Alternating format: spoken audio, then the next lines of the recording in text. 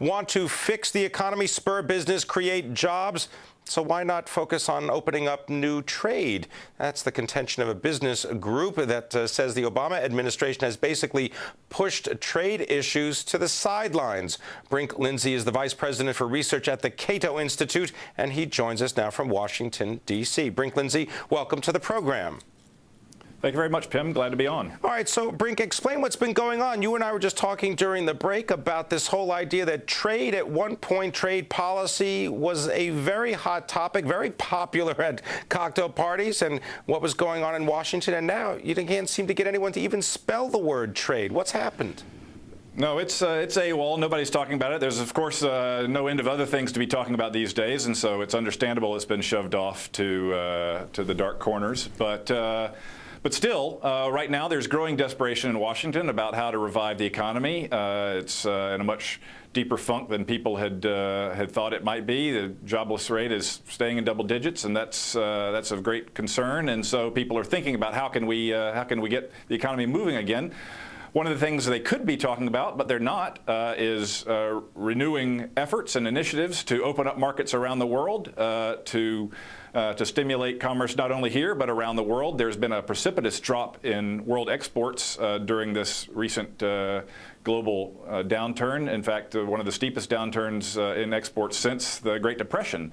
So the world has an interest in reopening channels of trade and getting world commerce flowing again, and yet the trade agenda is absolutely stuck in mud, and nobody right now seems to have much of a political interest in getting it going again.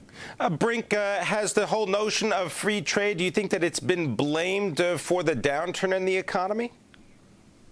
Well, I mean, the bottom line political problem is that Barack Obama ran for president trashing trade liberalization, pledging that he would reopen the North American Free Trade Agreement and renegotiate it. Happily, he backed off from that pledge, but he represents the left side of the Democratic Party, and he's very close with organized labor, and neither of those constituencies likes trade liberalization. And so we've got three trade agreements that we have negotiated with Colombia, Panama, and South Korea that are sitting in suspended animation, and nobody's making any effort to get them through Congress.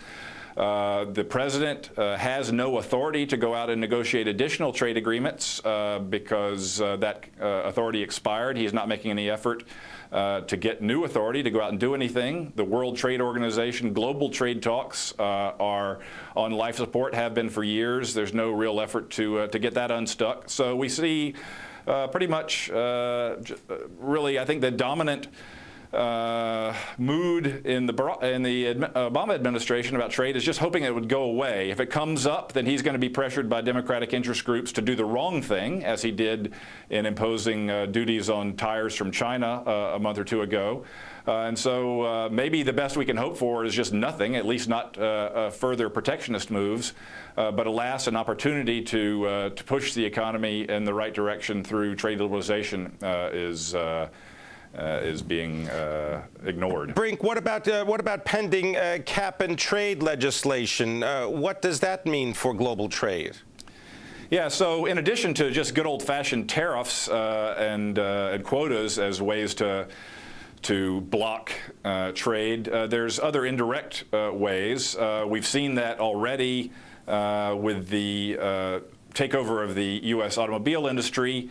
Part of the quid pro quo for the government bailouts was decisions to move factories or move production out of China and back to the United States. So basically protectionist moves under the cover of a bailout.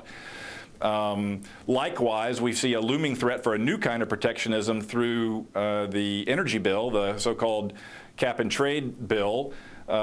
Contains the House bill contained provisions to impose trade restrictions on imports from countries that didn't have the same kind of anti-carbon regulation. And so the idea is to use trade barriers to prevent U.S. industries from going overseas to more lax regulatory regimes, and also to put pressure on countries with more lax regulatory regimes to follow the U.S. lead. So there's another looming area where we could have a whole new kind of front for trade wars and spats if such legislation ever gets through.